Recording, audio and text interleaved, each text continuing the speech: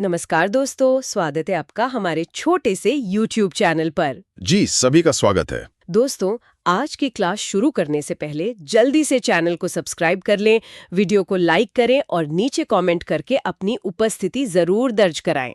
और हाँ, एक जरूरी बात, इस क्लास की पीडीएफ डाउनलोड करने के लिए हमारा Telegram channel free railway notes जरूर ज्वाइन करें। बिल्कुल, लिंक आपको चैनल के डिस्क्रिप्शन या फिर इसी वीडियो के डिस्क्रिप्शन बॉक्स में मिल जाएगा। चलिए तो फिर आज का मेडा क्विज मैराथन शुरू करते हैं। जी, शुरू करते हैं। Question number 1. The nuclear region in prokaryotic cells, like bacteria, is poorly defined because. मतलब सवाल ये है कि प्रोकैरियोटिक कोशिकाओं जैसे कि बैक्टीरिया में जो केंद्रक क्षेत्र होता है वो अस्पष्ट क्यों होता है? ऑप्शंस है ए, उनमें क्रोमैटिन नहीं होता, बी, उनमें केंद्रक झिल्ली यानी न्यूक्लियर मेम्ब्रेन नहीं होती, सी, उनमें कोशिका द्रव्य नहीं होता, या डी, उनका आकार बड़ा होता है। तो इसका सही जवाब है ऑप्शन बी, उनमें केंद्रक झिल्ली नहीं होती। देखिए, जो प्रोकैरियोटिक सेल्स होती हैं वो प्रिमिटिव मतलब आदिम कोशिकाएं हैं, तो इनमें एक वेल डिफाइंड न्यूक्लियस नहीं होता, क्योंकि न्यूक्लियस के चारों तरफ जो एक झिल्ली होनी चाहिए वो होती ही नहीं है। ठीक है, अगला सवाल question number 2.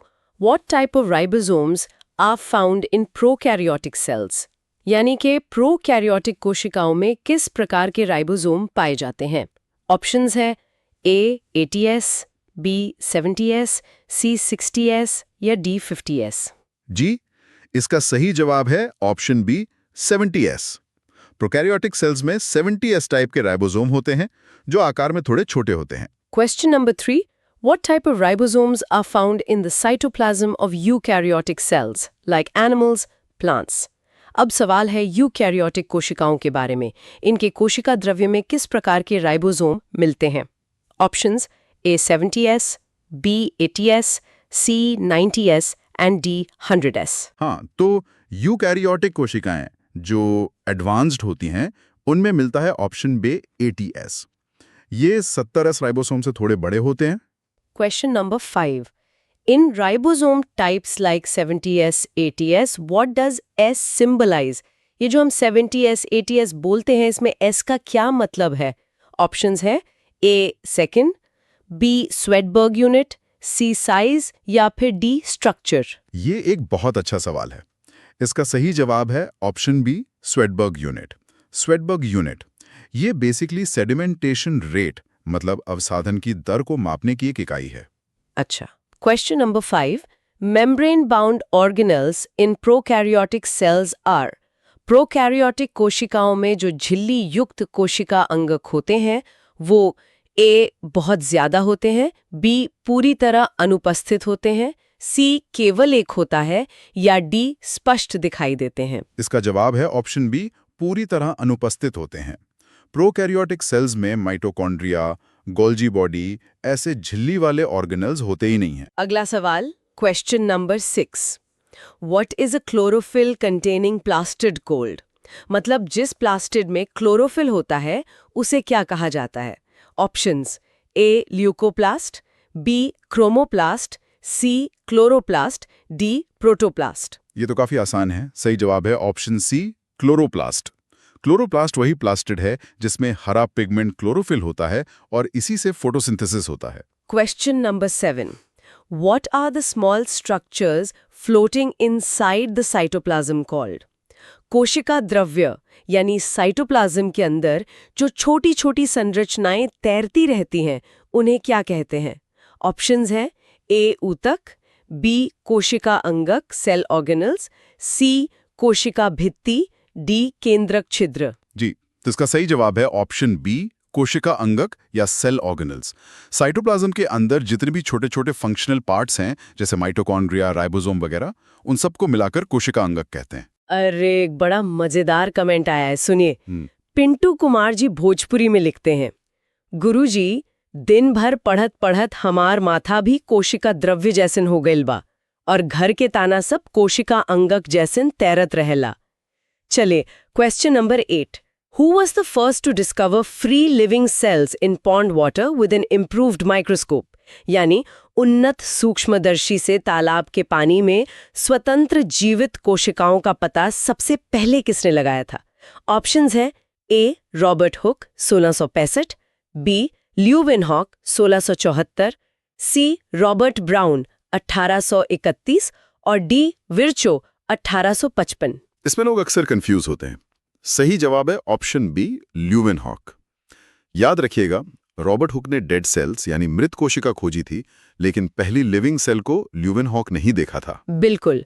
Question number 9, who coined the term protoplasm for the fluid substance of the cell in 1839? कोशिका के तरल पदार्थ के लिए जीव द्रव्य या प्रोटोप्लाज्म शब्द का प्रयोग 1839 में किसने किया था? ऑप्शंस ए श्लाइडन, बी पुरकिंजे, सी श्वान या डी हुक। इसका सही जवाब है ऑप्शन बी, पुरकिंजे। कोशिका के अंदर का जो पूरा लिविंग मटेरियल है, जिसमें साइटोप्लाज्म और न्यूक्लियस दोनों आ जाते हैं, उसे प्रोटोप्लाज्म नाम पुरकिंजे ने दिया था। ठीक है। 10वां सवाल, question number 10, when are chromosomes visible in a cell? मतलब गुणसूत्र या क्रोमोसोम्स एक कोशिका में कब दिखाई देते हैं? ऑप्शंस है ए हमेशा, बी केवल जब कोशिका विभाजित होने वाली हो, सी जब कोशिका आराम कर रही हो, या डी कभी नहीं। सही जवाब है ऑप्शन बी, केवल जब कोशिका विभाजित होने वाली हो। नॉर्मली तो डीएनए एक उलझे हुए धागे मतलब क्रोमैटिन के रूप में रहता है, पर जब सेल डिवीजन का टाइम आता है तब ये कंडेंस होकर मोटे धागों जैसी स्ट्रक्चर बनाता है। इन्हीं को हम क्रोमोसोम्स कहते हैं। तो दोस्तों, 10 सवाल पूरे हो गए हैं। अगर आपको हमारा ये मैराथन पसंद आ रहा है तो बिना देरी किए वीडियो को लाइक कर दीजिए। हाँ जी, और अपने दोस्तों के साथ शेयर भी कीजिए और चैनल को सब्सक्राइब करना तो बिल्कुल मत भूलिएगा। आपका एक एक लाइक हमारे लिए बहुत मायने रखता है। चलिए आगे बढ़ते हैं। Question number 11, what information does a DNA molecule contain? DNA अणु में कौन सी जानकारी होती है? ऑप्शंस ए केवल प्रोटीन बनाने की, बी कोशिका के निर्माण और संगठन की, मतलब इनहेरिटेंस फीचर्स, सी ऊर्जा बनाने की, या डी वसा पचाने की। इसका सही जवाब है ऑप्शन बी, कोशिका के निर्माण और संगठन की। डीएनए में एक तरह से कोशिका बनाने और उसे ऑर्गेनाइज करने के सारे इंस्ट्रक्शंस होते हैं जो अगली जनरेशन में ट्रांसफर होते हैं। Question number 12, in what form is DNA present in a cell that is not dividing? जो कोशिका विभाजित नहीं हो रही होती उसमें डीएनए किस रूप में मौजूद रहता है? ऑप्शंस ए गुणसूत्र, बी क्रोमैटिन मटेरियल, सी जीन और डी राइबोसोम। जी, ये हमने अभी डिस्कस किया। सही जवाब है ऑप्शन बी, क्रोमैटिन पदार्थ। जब सेल आराम कर रही होती है तो डीएनए एक उलझे हुए धागे की तरह होता है, जिसे क्रोमैटिन कहते हैं। Question number 13, which two biologists presented the cell theory? कोशिका सिद्धांत किन दो जीव वैज्ञानिकों ने प्रस्तुत किया था? ऑप्शंस हैं ए हुक और ब्राउन, बी श्लाइडन और श्वान, सी विरोचो और पुरकिंजे, डी वॉटसन और क्रिक। सही जवाब है ऑप्शन बी, श्लाइडन 1838 और श्वान 1839। सेल थ्योरी को श्लाइडन, जो एक बॉटनिस्ट थे, और श्वान, जो एक जूलॉजिस्ट थे, इन दोनों ने मिलकर दिया था। Question number 14, who expanded the cell theory and stated that all cells arise from pre existing cells? कोशिका सिद्धांत को किसने आगे बढ़ाया और ये कहा कि सभी कोशिकाएं पहले से मौजूद कोशिकाओं से ही बनती हैं?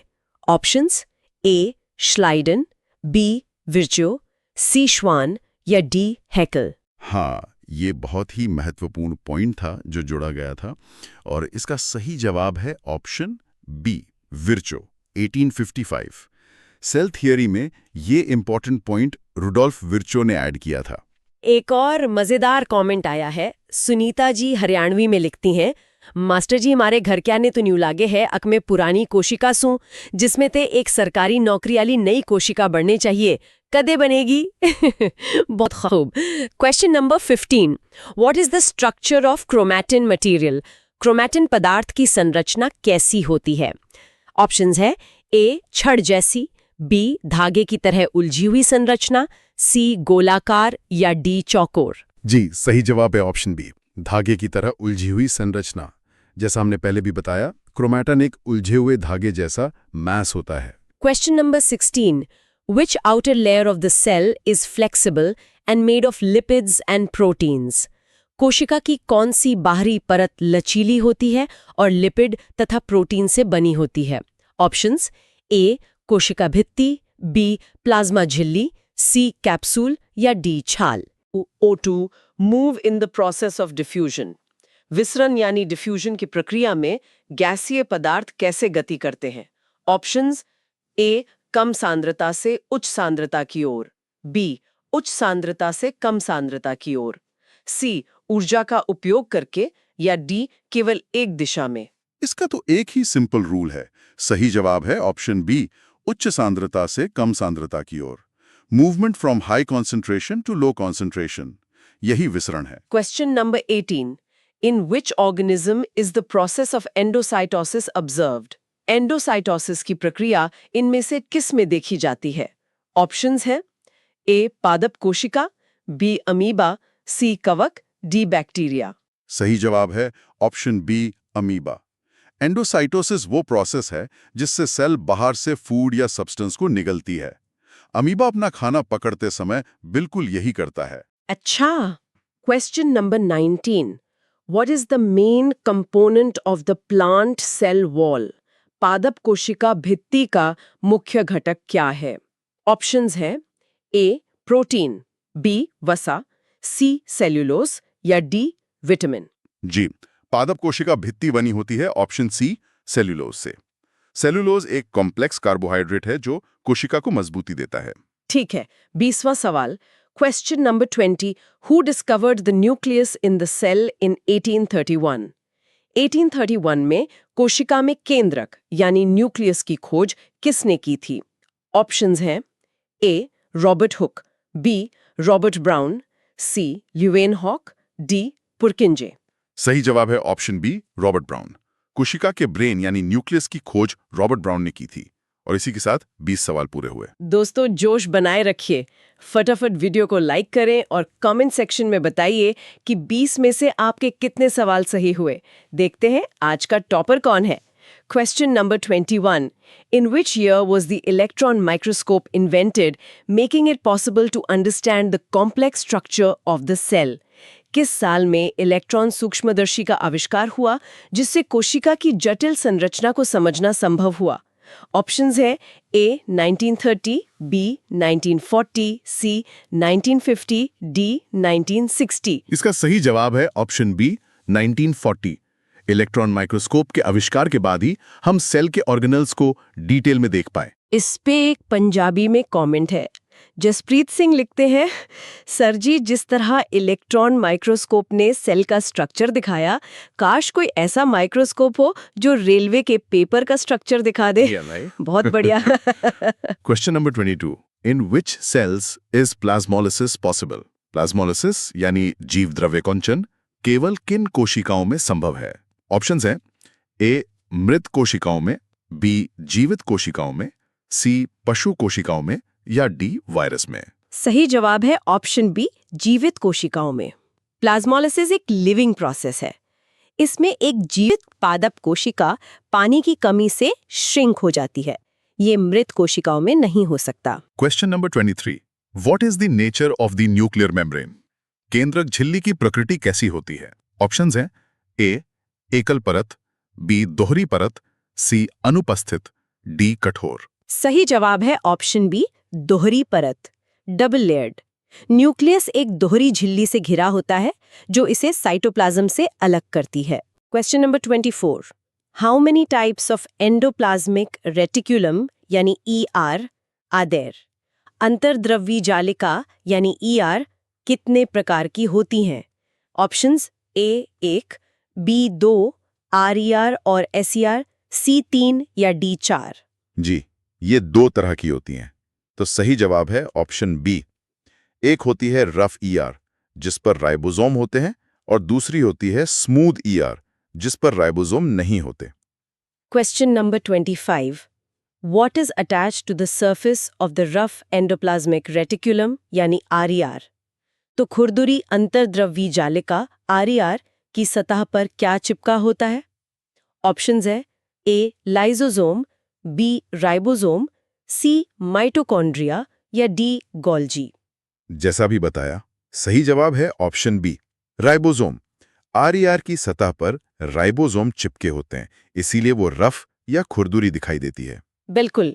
Question number 26। What is the main function of ribosomes? Ribosome का मुख्य कार्य क्या है? ऑप्शंस: ए वसा बनाना, बी प्रोटीन संश्लेषण यानी प्रोटीन मैन्युफैक्चर, सी ऊर्जा बनाना या डी अपशिष्ट साफ करना। सही जवाब है ऑप्शन बी, प्रोटीन संश्लेषण। राइबोसोम को तो कोशिका की प्रोटीन फैक्ट्री भी कहते हैं, यहीं पर प्रोटीन बनता है। Question number 27। What is the smooth endoplasmic reticulum SER manufacture और चिकनी अंतर्द्रवी जालिका SER किसका निर्माण करती है? ऑप्शंस हैं: ए प्रोटीन, बी वसा और लिपिड अणु, सी DNA, डी RNA। SER का मुख्य काम है ऑप्शन बी, वसा, फैट और लिपिड अणु बनाना। ये डिटॉक्सिफिकेशन में भी बहुत मदद करता है। Question number 28. Where was Camillo Golgi born in 1843? Camillo Golgi का जन्म 1843 में कहाँ हुआ था? ऑप्शंस है: ए रोम में, बी ब्रेशिया के पास कॉर्टेनो में, सी मिलान में या डी पेरिस में। ये एक फैक्चुअल क्वेश्चन है। सही जवाब है ऑप्शन बी, ब्रेशिया के पास कॉर्टेनो में। इस पर एक छात्र ने लिखा है, सर जी ये वैज्ञानिक कहाँ पैदा हुए, ये याद करते करते हम कहाँ पैदा हुए थे यही भूल जाएंगे। Question number 29। From which university did Golgi study medicine? Golgi ने चिकित्सा की पढ़ाई किस विश्वविद्यालय से की थी? ऑप्शंस हैं: A London university, B Pavia university, C Oxford university या डी हार्वर्ड यूनिवर्सिटी। उन्होंने अपनी डिग्री ली थी ऑप्शन बी पाविया यूनिवर्सिटी से। University of Pavia. Question number 30. What helps in the process of membrane biogenesis? कोशिका झिल्ली बनाने की प्रक्रिया, जिसे membrane biogenesis कहते हैं, उसमें कौन मदद करता है? ऑप्शंस है: ए लाइसोसोम, बी अंतर्द्रवी जालिका ER, सी प्लास्टिड, डी रसधानी। इसका सही जवाब है ऑप्शन बी, अंतर्द्रवी जालिका ER। ER में बने प्रोटीन और लिपिड ही कोशिका झिल्ली बनाने के काम आते हैं और इसी प्रोसेस को मेम्ब्रेन बायोजेनेसिस कहते हैं। 30 सवाल हो चुके हैं। क्या आप तैयार हैं अगले पड़ाव के लिए? हमें कमेंट्स में अपना जोश दिखाइए और इस सेशन को अपने सभी स्टडी ग्रुप्स में तुरंत शेयर कर दीजिए। चलिए, question number 31. What detoxifies poisonous substances in the liver of vertebrates? कशेरुकी जंतुओं के यकृत में विषैले पदार्थों को कौन निष्क्रिय करता है? ऑप्शंस हैं: ए RER, बी SER, सी गोल्जी, डी केंद्रक। इसका जवाब हम पहले भी दे चुके हैं। सही जवाब है option B, SER। Liver cells में SCR का एक बहुत इंपॉर्टेंट रोल है पॉइजन्स और ड्रग्स को डिटॉक्सिफाई करना। Question number 32. What are the flattened sacs in the Golgi apparatus called? Golgi उपकरण में जो चपटी थैलियां होती हैं, उन्हें क्या कहते हैं? ऑप्शंस हैं: ए वेसिकल, बी सिस्टोन या कुंडिका, सी ट्यूब और डी जालिका। गोल्जी एपरेटस में जो पैरेलल स्टैक्ड सैक्स होते हैं, उन्हें कहते हैं option B cistern, cisterns. Question number 33. What position did Golgi take up in the hospital for the chronically sick in 1872? 1872 में गोल्जी ने दीर्घकालिक बीमारों के अस्पताल में कौन सा पद संभाला था? ऑप्शंस: ए सर्जन, बी मुख्य चिकित्सा अधिकारी, सी नर्स या डी कंपाउंडर। उन्होंने वहां पर ऑप्शन बी, मुख्य चिकित्सा अधिकारी यानी चीफ मेडिकल ऑफिसर का पद संभाला था। Question number 34. In which part of the hospital did Golgi begin his investigations on the nervous system? Golgi ने तंत्रिका तंत्र पर अपनी खोजें अस्पताल के किस हिस्से में शुरू की थीं? ए ऑपरेशन थिएटर में, बी एक छोटी रसोई में जिसे प्रयोगशाला बना लिया था, सी बगीचे में या डी स्टोर रूम में। ये उनकी लगन को दिखाता है। सही जवाब है ऑप्शन बी, उन्होंने एक छोटी सी रसोई को ही अपनी लैब बना लिया था। Question number 35. What is the main function of the Golgi apparatus? Golgi उपकरण का मुख्य कार्य क्या है?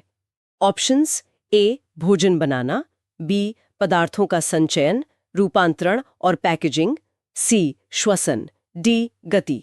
सही जवाब है ऑप्शन बी, इसे कोशिका का पोस्ट ऑफिस भी कहते हैं।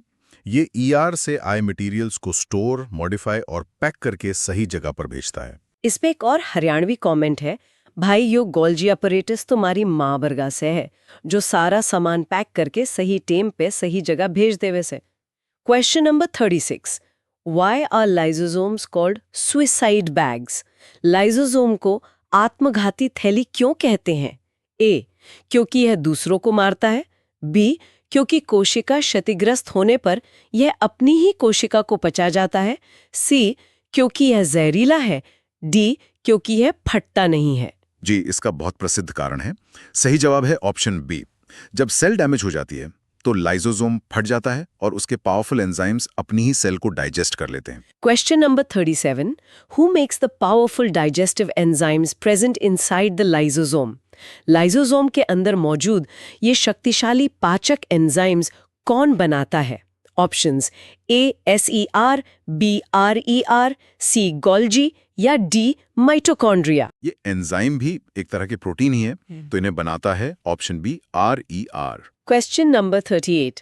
Which chemical solution is used in the black reaction method developed by Golgi? Golgi द्वारा विकसित black reaction विधि में किस रासायनिक घोल का उपयोग होता है? A. Copper sulphate, B. Silver nitrate, C. Sodium chloride या D. आयोडीन। उस स्टेनिंग टेक्निक में इस्तेमाल होता था। ऑप्शन बी सिल्वर नाइट्रेट का। Silver nitrate. Question number 39. The black reaction method was crucial for revealing the structure of what? ये black reaction विधि किसकी संरचना का पता लगाने में महत्वपूर्ण थी? ऑप्शंस हैं ए हड्डियों की, बी तंत्रिका और कोशिका संरचनाओं की, सी रक्त की या डी त्वचा की। इसी टेक्निक से नर्वस सिस्टम की डिटेल स्टडी संभव हो पाई थी। तो सही जवाब है ऑप्शन बी। 40वां सवाल। Question number 40. Why is the inner membrane of the mitochondria folded? Mitochondria की भीतरी झिल्ली वलित यानी फोल्डेड क्यों होती है? ए. सुंदर दिखने के लिए, बी. एटीपी बनाने वाली रासायनिक क्रियाओं के लिए सतह क्षेत्र बढ़ाने हेतु, सी. जगह कम करने के लिए या डी. सुरक्षा के लिए। सही जवाब है ऑप्शन बी, सतह क्षेत्र बढ़ाने के लिए। इन फोल्ड्स को क्रिस्टे कहते हैं। ये सरफेस एरिया बढ़ाते हैं ताकि ज्यादा से ज्यादा एटीपी यानी एनर्जी बन सके। बहुत बढ़िया। हमने 40 प्रश्नों का पड़ाव पार कर लिया है, आधा मैराथन पूरा। आप सब power house of the class हैं। जल्दी से लाइक बटन दबाकर अपनी एनर्जी दिखाइए और बताइए 40 में से कितना स्कोर किया। Question number 41. Why is mitochondria considered a strange organelle? Mitochondria को एक अद्भुत अंगक क्यों माना जाता है? ए. क्योंकि यह बड़ा है, बी. क्योंकि इसके पास अपना डीएनए और राइबोसोम होता है, सी. क्योंकि ये रंगीन है, डी. क्योंकि ये केवल पौधों में है। यानी अर्ध स्वायत्त अंगक है, अपने कुछ प्रोटीन खुद बना सकता है। तो अगला सवाल इसी से जुड़ा है। Question number 42. Mitochondria can make some of their own. Mitochondria अपना कुछ स्वयं बना सकते हैं। ऑप्शंस हैं ए. वसा, बी. प्रोटीन, सी. शर्करा या डी. विटामिन। जी, जैसा भी बताया, अपने डीएनए और राइबोसोम की मदद से ये अपना कुछ ऑप्शन बी प्रोटीन खुद बना सकता है। इस पर रवि जी लिखते हैं, सर जी काश हम भी माइटोकॉन्ड्रिया होते, अपना ज्ञान और नौकरी खुद ही बना लेते। Question number 43. In which cells are plastids found? Plastids केवल किन कोशिकाओं में पाए जाते हैं? Options A. जंतु कोशिका, बी. पादप कोशिका, सी. Bacteria, D. कवक। प्लास्टिड एक स्पेसिफिक फीचर है, ऑप्शन बी पादप कोशिकाओं का। ये जंतु कोशिकाओं में नहीं मिलते। Question number 44. In which year did Camillo Golgi receive the Nobel Prize? Camillo Golgi को नोबेल पुरस्कार किस वर्ष में मिला था? ऑप्शंस हैं ए. 1898, बी. 1906, सी. 1940, डी. 1855। उन्हें नोबेल पुरस्कार से सम्मानित किया गया था, ऑप्शन बी 1906 में। Question number 45. With which scientist did Golgi share the Nobel Prize? Golgi ने ये नोबेल पुरस्कार किस वैज्ञानिक के साथ साझा किया था? ऑप्शंस हैं A. Robert Brown, B. Santiago Ramon y Cajal, C. Robert Hooke, D. Schleiden. उन्होंने ये पुरस्कार साझा किया था, option B Santiago Ramon y Cajal के साथ। Question number 46. What does chromoplasts mean? Chromoplast का क्या अर्थ है? ए.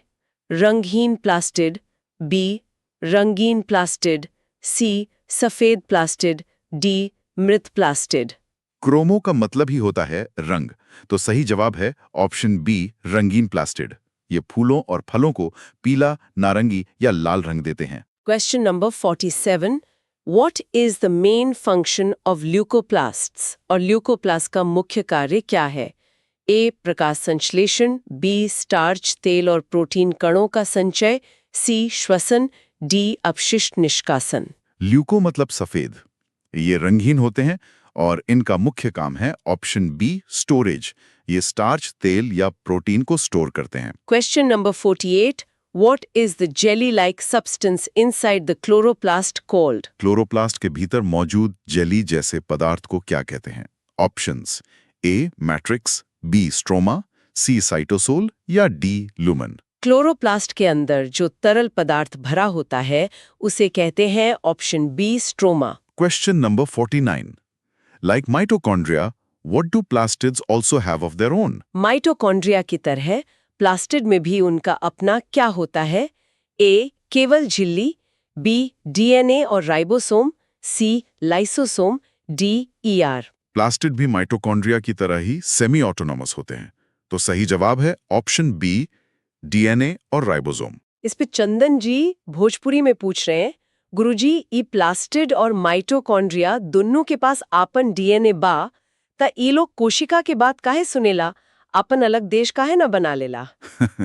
चलिए 50वां सवाल, question number 50। How are vacuoles in animal cells? जंतु कोशिकाओं में रसधानियां यानी वैक्यूल्स कैसी होती हैं? ऑप्शन ए बहुत बड़ी, ऑप्शन बी छोटी, ऑप्शन सी अनुपस्थित या ऑप्शन डी रंगीन। जंतु कोशिकाओं में ये या तो होती ही नहीं या फिर बहुत छोटी होती हैं, तो सही जवाब है ऑप्शन बी छोटी। 50 सवाल पूरे हो गए, आधा मैराथन पार। अगर अभी तक आपने वीडियो को लाइक नहीं किया है तो ये बिल्कुल सही समय है, जल्दी से लाइक बटन दबा दीजिए और कमेंट पे अपना 50 में से स्कोर बताइए। Question number 51। How are vacuoles in plant cells in terms of size? और पादप कोशिकाओं में रसधानियां आकार में कैसी होती हैं? ए बहुत छोटी, बी बहुत बड़ी, सी अनुपस्थित या डी केवल जड़ों में। इसके बिल्कुल उलट पादप कोशिकाओं में ये ऑप्शन बी बहुत बड़ी होती हैं। कभी कभी तो ये कोशिका का 90% हिस्सा तक घेर लेती हैं। Question number 52.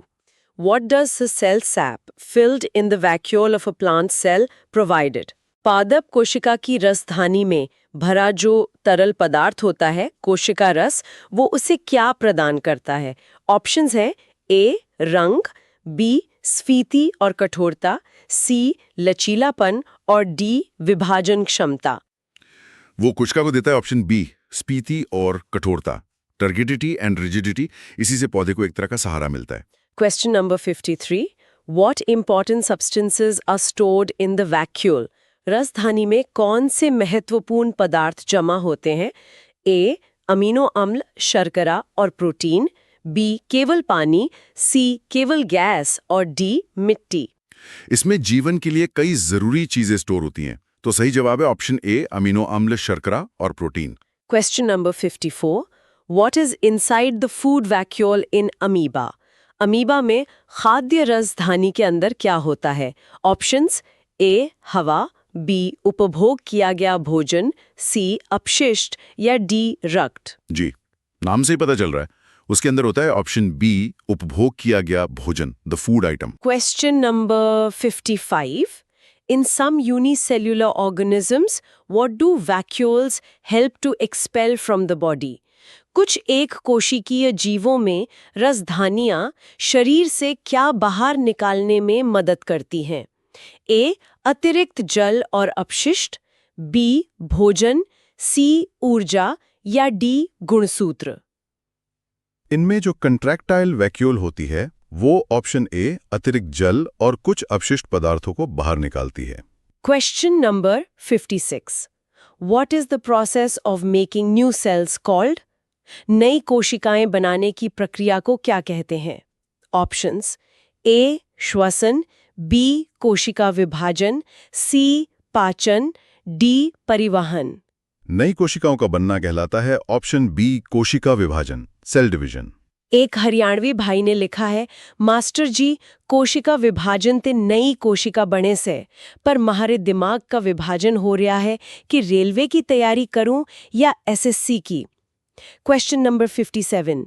In what did Robert Hooke see the cell in 1665? Robert Hooke ने 1665 में कोशिका को किस में देखा था? ए प्याज में, बी कॉर्क की पतली काट में, सी पत्ती में, डी गाल में। ये तो इतिहास का सबसे पहला सवाल है। सही जवाब है ऑप्शन बी, कॉर्क की पतली काट में। उन्होंने पेड़ की छाल में मधुमक्खी के छत्ते जैसी रचना देखी थी। Question number 58. The discovery of the microscopic world became possible after the invention of what? सूक्ष्मदर्शी दुनिया की खोज किसके आविष्कार के बाद संभव हुई? ऑप्शंस हैं ए दूरबीन, बी आवर्धक लेंस, सी चश्मा, डी दर्पण। ये संभव हुआ ऑप्शन बी, आवर्धक लेंस। मैग्नीफाइंग लेंसेज के आविष्कार के बाद इसी से माइक्रोस्कोप का रास्ता खुला। Question number 59. Which cell division occurs for growth and repair? शरीर में वृद्धि और मरम्मत के लिए कौन सा कोशिका विभाजन होता है? ए अर्धसूत्री, बी समसूत्री, सी विखंडन, डी मुकुलन। वृद्धि और मरम्मत के लिए होता है ऑप्शन बी, समसूत्री विभाजन, यानी mitosis. Question number 60. How many daughter cells are formed from one mother cell in mitosis? समसूत्री विभाजन में एक मात्र कोशिका से कितनी संतति कोशिकाएं बनती हैं? ऑप्शंस हैं A1, B2 जो एक जैसी होती हैं, C3 या D4। माइटोसिस में एक से बनती हैं, ऑप्शन बी 2, और दोनों बिल्कुल एक जैसी होती हैं। 60 सवाल हो गए हैं, बस 20 सवाल और। आपका जोश कम नहीं होना चाहिए। फटाफट इस सेशन को अपने सभी दोस्तों के साथ शेयर कर दीजिए जो रेलवे या एसएससी की तैयारी कर रहे हैं। Question number 61. The number of chromosomes in mitosis. समसूत्री विभाजन में गुणसूत्रों की संख्या ए आधी हो जाती है, बी मात्र कोशिका के समान रहती है, सी दोगुनी हो जाती है या डी बदलती रहती है। ये माइटोसिस की सबसे खास बात है। सही जवाब है ऑप्शन बी, मात्र कोशिका के समान रहती है। अगर जनक में 46 हैं तो दोनों बच्चों में भी 46 और 46 ही होंगे। Question number 62.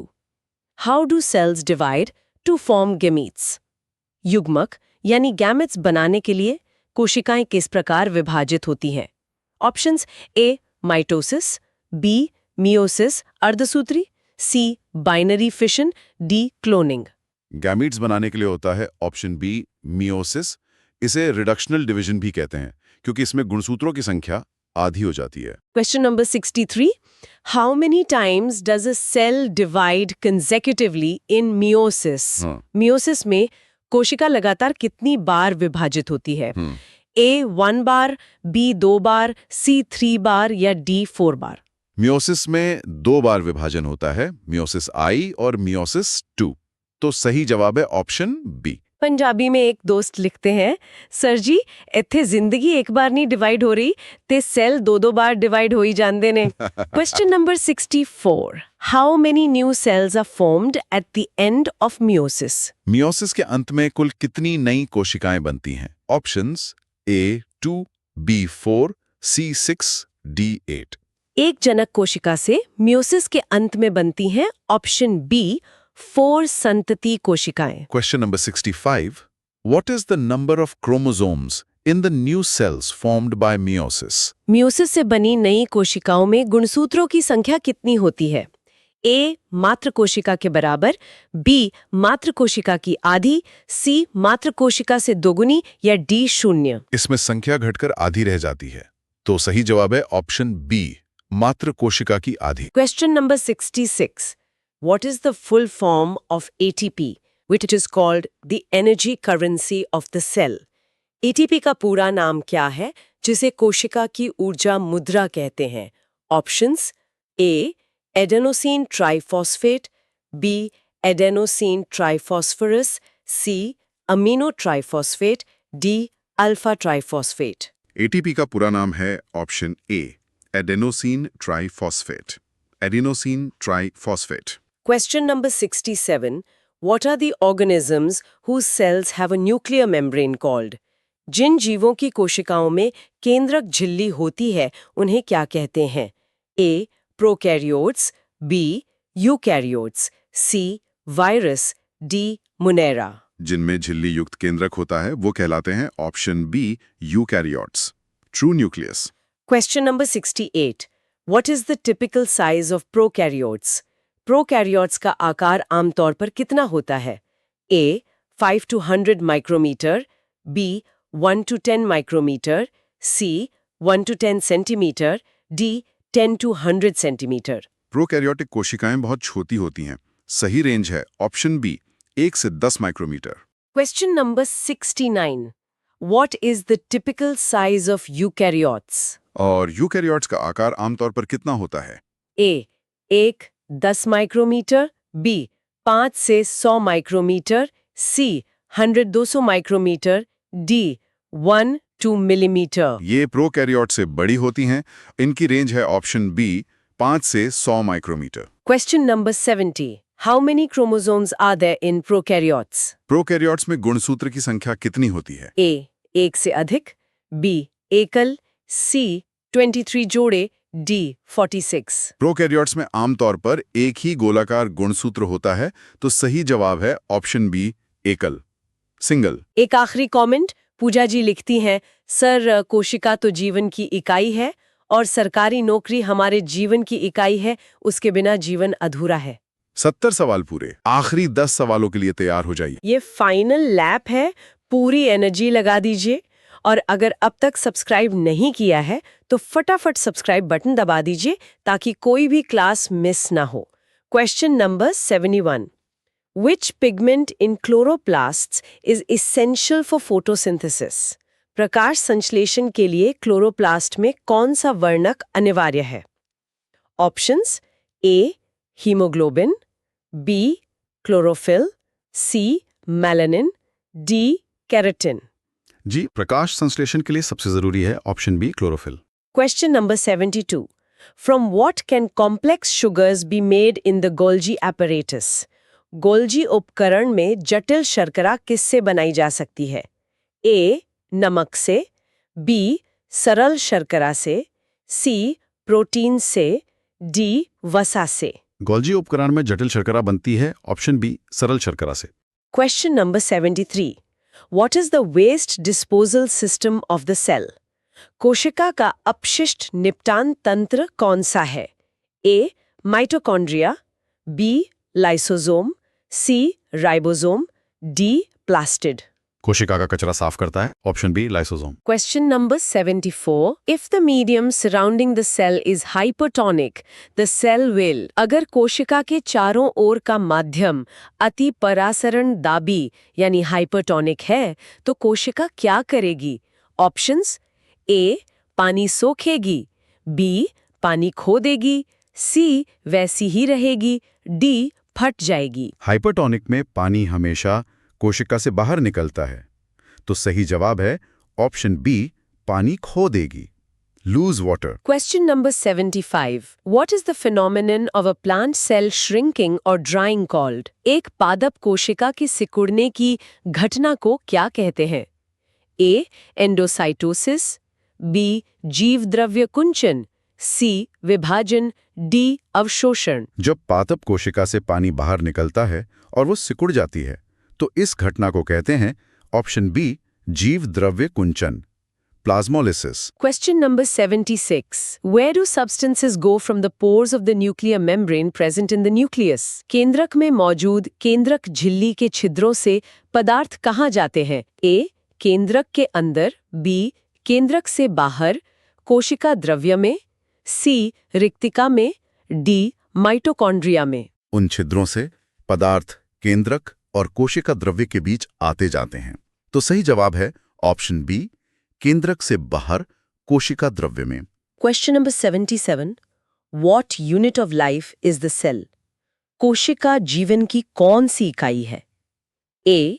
केवल संरचनात्मक, B. केवल क्रियात्मक, C. मौलिक संरचनात्मक और क्रियात्मक इकाई, D. रासायनिक इकाई। कोशिका जीवन की ऑप्शन सी मौलिक संरचनात्मक और क्रियात्मक इकाई है, fundamental structural and functional unit. Question number 78. Why does RER look rough? RER दिखने में खुरदुरी क्यों होती है? A. वसा के कारण, B. सतह पर राइबोसोम लगे होने के कारण, C. छिद्रों के कारण, D. रंग के कारण। ये सवाल हम पहले भी कर चुके। RER रफ दिखती है, ऑप्शन बी, सतह पर राइबोसोम लगे होने के कारण। Question number 79. Why is the Golgi apparatus associated with the ER? Golgi उपकरण का संबंध ER से क्यों होता है? A. ER में बने पदार्थों को पैक और डिस्पैच करने के लिए, B. ER को नष्ट करने के लिए, C. ER से ऊर्जा लेने के लिए, D. इनका कोई संबंध नहीं होता। ER में बने पदार्थ गोल्जी में पैक होने के लिए जाते हैं, तो सही जवाब है ऑप्शन ए। और आखिरी सवाल, question number 80। For what work were Golgi and Santiago Ramon e Cajal awarded the Nobel Prize? Golgi और Santiago Ramon e Cajal को किस कार्य के लिए नोबेल पुरस्कार दिया गया था? A. पाचन तंत्र की संरचना, B. तंत्रिका तंत्र की संरचना, C. कोशिका सिद्धांत, D. DNA की खोज। दोनों वैज्ञानिकों को ये पुरस्कार मिला था ऑप्शन बी, तंत्रिका तंत्र की संरचना पर उनके अभूतपूर्व काम के लिए। और इसी के साथ हमारे 80 प्रश्नों का ये मेगा क्विज मैराथन समाप्त होता है। उम्मीद है आपको आज की क्लास में बहुत कुछ सीखने को मिला होगा और आपका रिवीजन बेहतरीन हुआ होगा। हाँ जी, और याद रखिएगा, इस पूरी क्लास की PDF के लिए हमारा Telegram channel free railway exam notes join करना ना भूलें। बिल्कुल, और अगर आप चैनल पर नए हैं तो इसे सब्सक्राइब जरूर करें ताकि आप कोई भी क्लास मिस ना करें। आप सभी के समय और भागीदारी के लिए बहुत बहुत धन्यवाद। अपना स्कोर कमेंट्स में जरूर बताइएगा। जय हिंद। जय हिंद, जय भारत।